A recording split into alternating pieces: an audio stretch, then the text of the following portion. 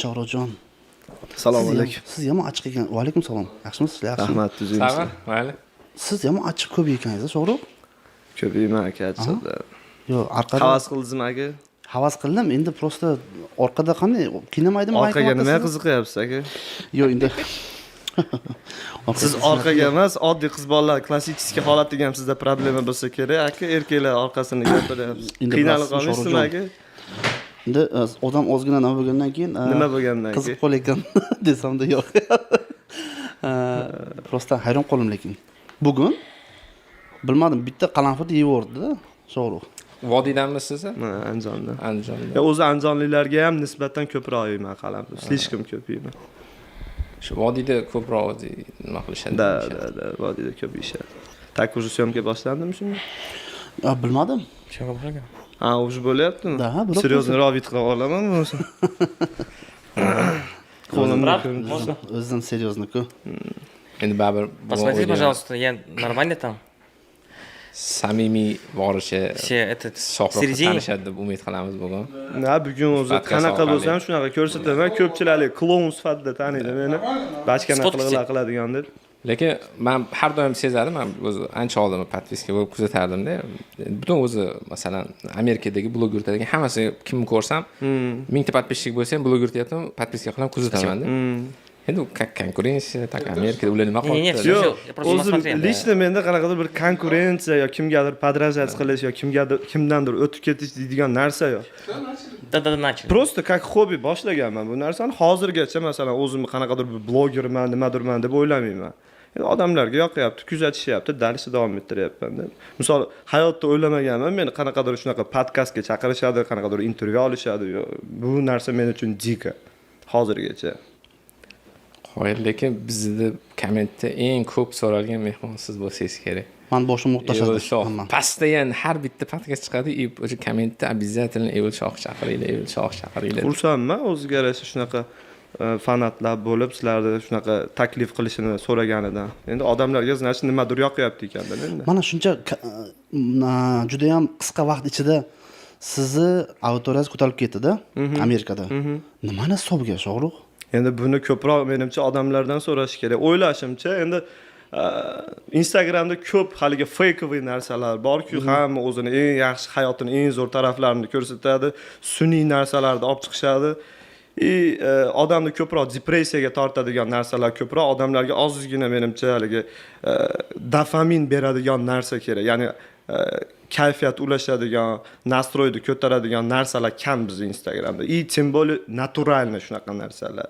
Hazil-huzul vaynlar olib chiqishadi. Men uchun lichna u vaynlar O'zbekistonda qiladigan vaynlar xolaganida tushunishsin, xolaganda bu narsaga reagировать qilishsin, bu narsa men uchun bachkana.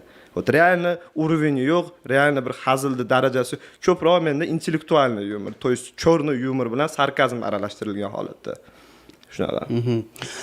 Xo'p, masalan, biz ko'rib boraman. Streamlaringizni ko'rib boraman, primlaringizni ko'rib boraman. Hech narsadan uyalmasdan bosyapsiz-da gazini. Bu juda ham ajoyib, juda ham zo'r. Lekin sizda ichingizda shunaqa narsa bo'lmaydimi? Noto'g'ri qilyapman menimcha degan narsa.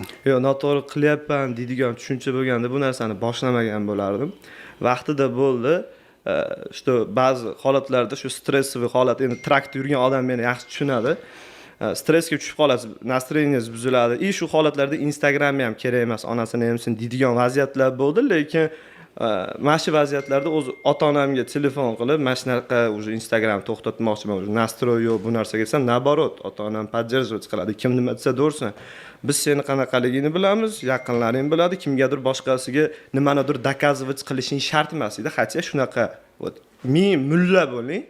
Dunyodagi eng haqiqatlarni po fakt olib gapirib bering. Baribir sizga qanaqadir shu противостояние, shu inga yan chiqqanda sizga qanaqadir teskarili odam chiqadi-da, siz fikringizga qarshi fikr bildiradigan. O'shaning uchun bachkanalik qilinadimi, boshqa qilinadimi, endi to'g'ri qabul qiladigan adekvatli insonlar ko'p. Ko'chada hali bitta ham bir negativ inson ko'rmadim. Hammasi ko'radi, yaxshi muomala qiladi, rasmga tushadigan tushadi, muomala qilgani muomala qiladi. Shu. Xo'p, siz hech qanaqa montaj yoki bo'lmasa hech qanaqa bir o'tirib olib salokasga zo'r gap tursa yoki bo'lmasa shunga o'xshagan narsalarni boshsiz qotib o'tirmaysizda. Shunday oldingiz ketdi. Da, Jo'layverasiz hammasi. improvizatsiya, kamerani yoqaman, bo'ldi, o'zi ketdi, gap kelaveradi, gapiraveraman. Endi bu narsani ko'pchilik so'raydi, mana sizga o'xshagan savollarni berishadi. Menimcha birinchi o'rinda baribir kitob o'qish kerak.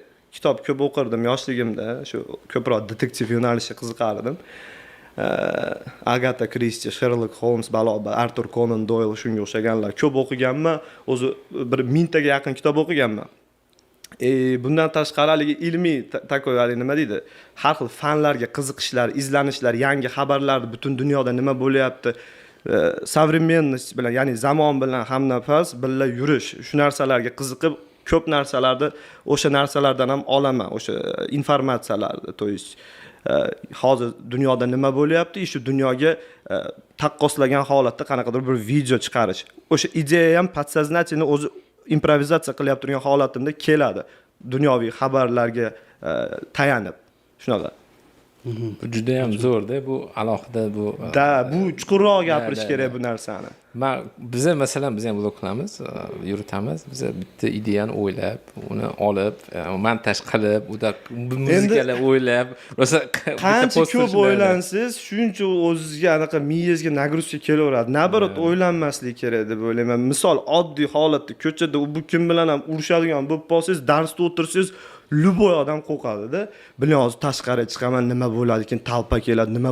Undan ko'ra haligi shu yelka turtish ketdingiz, nima bo'lyapti, ash joyda o'zida urushib ketgan narsa boshqa, ko'chada haligi darsda o'tirib o'ylanib o'tirgan narsa boshqa. Bu degani haligi odam o'zini o'zi shu narsaga zaganiyat qiladi-da. O'ylanmaslik kerak, prosta kamerani yoqish kerak. Haqiqatan ham qobiliyati bor odam bo'lsa, nimadirga erishadi. Qobiliyati yo'q odam bo'lsa, Instagram yomon narsa ekan, TikTok ham puli bor ekan, ko'tarildi, tanishi bor ekan, ko'tarildi, bahona qilib chiqib ketaveradi shu. Endi hammani o'ziga yarasha spesialist yo'nalishi bor-da. Men hozirgacha misol o'zimni o'sha aytgan gapim blogerman deb bilmayman, o'zimni kelajakda umuman boshqa rejalarim bor. Imенно shu Instagramga bog'liq narsalar emas. Ajoyib. Los Anjelesda yashadingiz. Aynan mana shu qiyinchilik vaqtlarini gapirsak, shu qiyinchilik bo'lgan sizda vaqtlarni, har kim ham mashina ichida yasholmaydi-da. O'shandan bir ikki og'iz gapirsangiz, qanday bo'ldi bu? Siz qanday qilib yashab bildingiz mashina ichida? Bu narsani men to'ldirib ketdim. Bu narsani hamma ko'rsatmaydi hamda. Hali ko'p mashinani ichida yashab, ishlab, mana shu yerda o'zi hayotda bu ichidan o'tganni o'zi biladi-da, lekin ko'rsatmaydi. Qisqa qilib aytganda pantarezlar, o'sha men aytadigan gap, o'zimizning millatga xos xususiyat, faqat eng zo'r narsani ko'rsatish, o'zidan nimadir yasab olish. Oxirgi puliga kimgadir donat qilish, shu TikTokda yo boshqa joyda qanaqadir shu o'ziga влияние olish. Bu juda ham fakeoviy narsa, u bilan kimdir muomala qilsa ham faqat shu nima deydi? O'zi yaratgan obraziga muomala qiladi, lekin ertami kechmi u obraz yo'q bo'ladi. Haqiqiy o'sha odamni qanaqaligini ko'radi, o'zi uyalib qolishi mumkin. Mashinaga keladigan bo'lsa, o'zim ham lichni tanishlarim bor, 10 taga yaqin odam o'zi bu narsaga chidamasdan ketib yorishgan. Sababi oson emas. Tim bo'lib men Prius degan mashinaning ichida yashab yurdim. Prius ichki anaqasi, obyomi shu где-то Matiznikidaqa ozgina kattaroq bo'lsa kerak. Yashab yurdik, endi nima deymiz, erkak kishining xarakteri, sila xarakteri mana shunaqa joylarda sinaladi. Odamlarda ham o'zimni Instagramimda shunaqa kuchli bo'lishga tortaman. To есть qanaqadir qiyinchilik keladimi, qochib ketman, bilib kimdandir izlama qandadir maslahat, просто o'zing uchun isbotlash, to sen zo'rsan, sen babuyinsan deyman men постоянно. Вот именно shu narsadan kelib chiqadi. Железный bo'lish kerak erkak kishi. U mashinada yashaydimi, ko'chada yashaydimi, maqsad qo'ydi, hozirgi qiyinchiliklarni o'tib ketsa, любой menman degan millioneri ham, milliarderi ham shunaqa qiyinchilikdan o'tgan. Oxiri qanaqadir rezultatga erishadi. Faqat shu sabr kerak, всё. Mehnat kerak. Shu Amerikaga kelganingiz necha yil bo'ldi? 2 yil bo'ldi. 2 yil bo'ldi. Qanday qilib keldingiz? Endi u narsa aytilmaydi lekin. Har xil vaziyatlar bo'ladi, ko'pchilik kuzatadi-yu. Xo'p. Birinchi kelganingizdan sразу necha kundan keyin ishga chiqdingiz? Ertasi kuni chiqqanman. Hech kim yordam bermagan. Qanaqa Mana men hozir ko'rib turgan bo'lishi mumkin, qani kameralar. Anaqa rahmat kattakon meni Amerikaga chaqirib turib, seni kutib olamiz, senga sharoitlar yaratib beramiz deydigan musravozlar, sizlarga kattakon rahmat deyman. Sizlarni deb ham qanaqadir o'zimga yarasha kuch oldim.